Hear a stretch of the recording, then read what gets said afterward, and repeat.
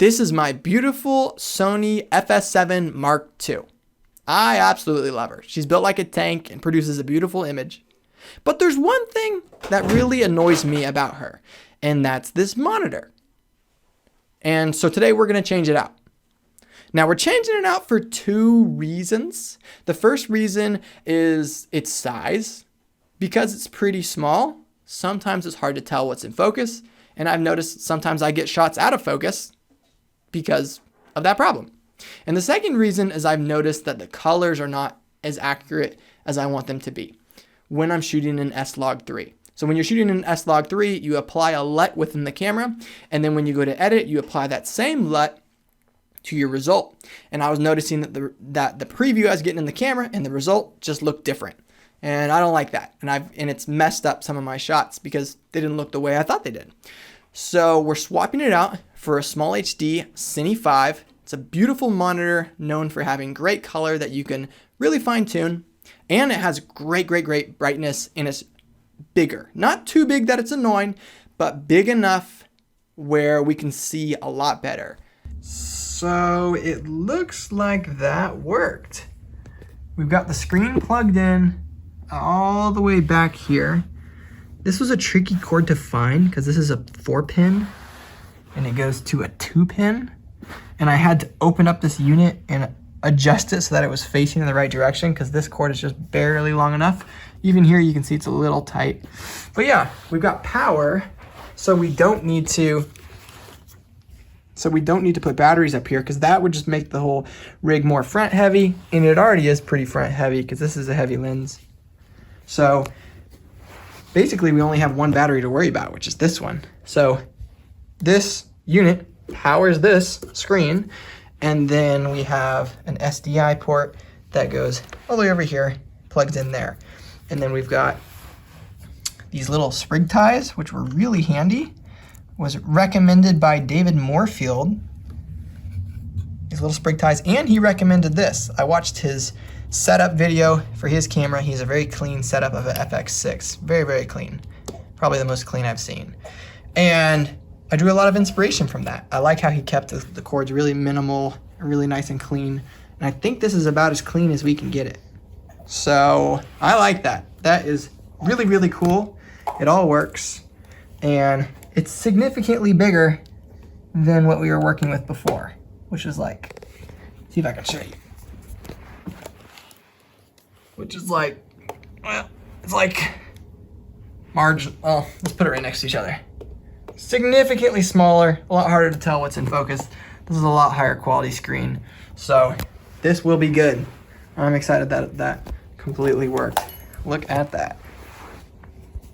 This thing we use to keep the cords organized is called a loom cable, and it like pinches upon itself. And when you order one, you get a lot of one, and Magnolia just loves it. So more than one purpose in this household. Hey, Mara, could you stand outside real quick? Yeah, you want the baby too? Sure. What you guys look like is tighter up your faces. I think everything's in focus. Kind of blinding, huh? Yeah. Here's a closer look at what I'm doing here. I trust this monitor. The colors on it are accurate. When I render projects and put them out there, they look good on iPhones. They look good everywhere. I trust this monitor. I've calibrated it.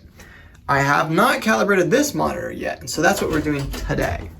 So first off, these two images might look pretty similar, but if you look closely, you'll see that this shot seems to be more contrasty and the face seems to be more red than it actually is. See that? I know it's an iPhone looking at a screen, so it's not perfectly accurate, but it's a little bit too red.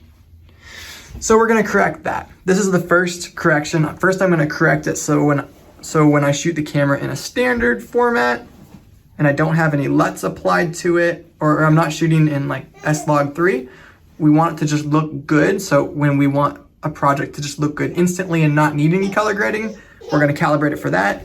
And then we're gonna calibrate it for when we do have room for extra cool color grading, and we're shooting in S-Log3. So we're gonna start with this one and then color the other one.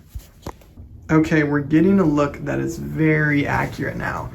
It mainly came down to the saturation and how it was handling highlights and shadows. Take a look at this image now. It's gonna be a little hard. I'll do it from the angle here. And then this image here.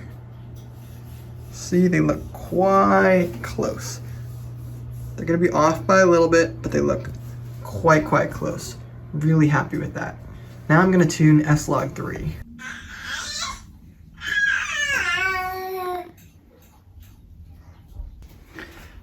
Next, we're working with S-Log3 footage, which is awesome footage because I have a LUT that works really nicely and brings some really nice colors out of it. I've got actually quite a few LUTs that look quite good and give it some style. But the problem is, when you get footage like this, it looks like that.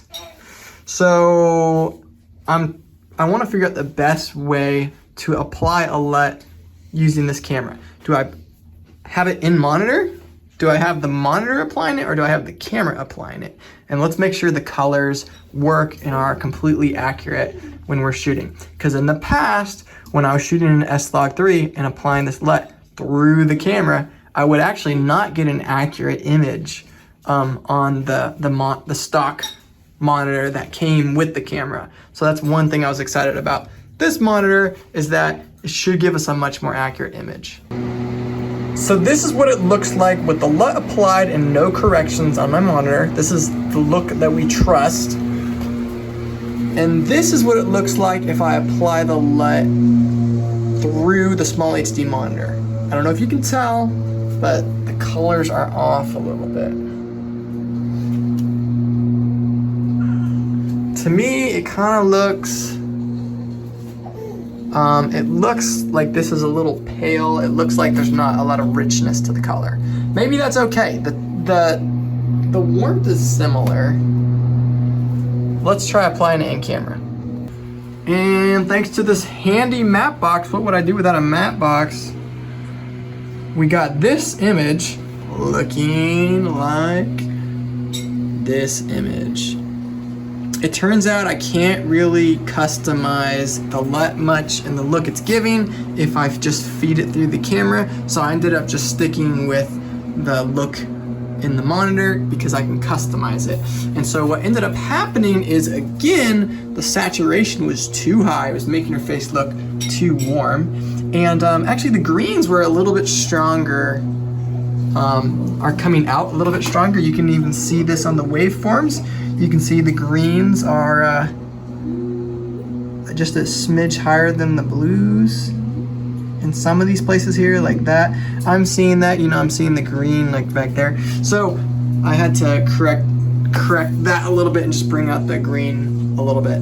So we're close enough where I feel good that if I'm shooting, I think I should be getting an accurate enough image out of this, which is good. It's interesting how this monitor tends to saturate things a little bit extra.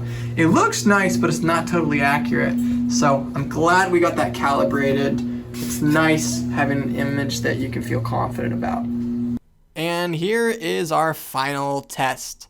What is it like to pack this setup into my gear bag? I tried to grab all the basics that I would need for just any old shoot. Just a basic minimal shoot just to see how it would go. And there we go. Basic A camera package setup. We've got our A camera and everything we need for it in here, and this nice roller, which is heavy. Then we've got our main tripod, we got a boom stand, and we have some real basic quick lighting here. This is just like the slimmest setup. No B cam or anything. Check this out. Pretty excited with this bag. This is recommended by David Moorfield. He is so thoughtful about his gear. I love his gear recommendations. Check this out. Everything just opens up like that. We have in this bag, we've got our A cam with a 35 millimeter Vespid prime right here. We've got another 21 millimeter Vespid prime tucked away in this blanket. And then inside of here, we have another Vespid Prime. We've got a 50 millimeter Vespid Prime. So we have 21, 35, and 50. I really like those focal lengths. Then we have some basic audio gear. We've got lavalier mics. We've got a matte box with variable ND filters on it and there. We have our boom mic tucked away right here. We got XLR cords for that. We have a windshield just in case it gets windy. We have one battery, a second battery here, and a third battery just in case we need it. And then I have 2 backup batteries for the monitor just in case anything happens with the connection. The monitor is designed to be powered off of this, but if anything ever happens, it's nice to have a backup. Then we have our memory cards and extra small little attachments. And then we have a shoulder pad here too. All right, so this is nice, all nicely packed together. But let's see how fast it is to pull out. Like, just pull out the camera. We just need to shoot. We just pull this out. Probably would whip this on my shoulder if we're doing some shoulder shooting. Or just throw it on a tripod. Pull out this monitor. Just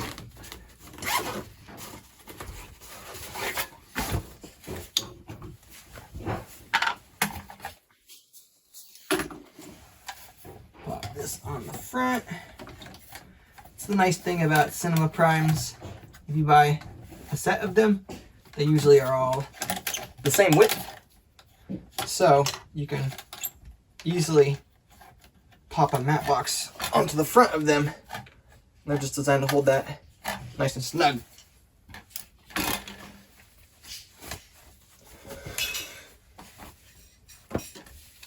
This has built-in ND filters, but it has a base ISO of 2000. So sometimes it needs just a little bit extra help during bright days.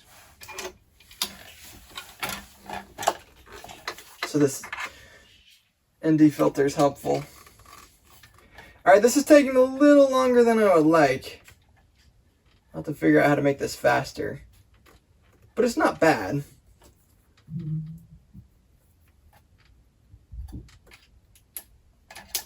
All right, there we go. Now we're ready. We've got all our gear here, and we can just start shooting. Interesting. Well, I like how nicely it packs in, and we can pull it out. It'd be nice if it was a little bit faster. I love how quickly David Moorfield can pull his camera out of his bag. I was hoping to optimize for that, but I haven't quite figured it out yet. Originally, I was hoping to fit it into this container because it's cool. It packs everything nicely, but it just does not look like this is really going to fit in there. Maybe it might. I think I'd have to take out a little bit more of this padding. We'd be just left with like one corner. May not be worth it. Anyways, fascinating. That's our A-cam setup. Here's a final look at what our camera's looking like now. I feel really good about it. I like how it's optimized, and I can't wait to use it on shoot. So thanks for joining me today. Thanks for making the time to just hang out with me. Leave me a comment. I'd love to get to know you. Let's connect. That's the whole reason I have this channel. It's just to connect with people. So thanks for making the time. I'll see you around.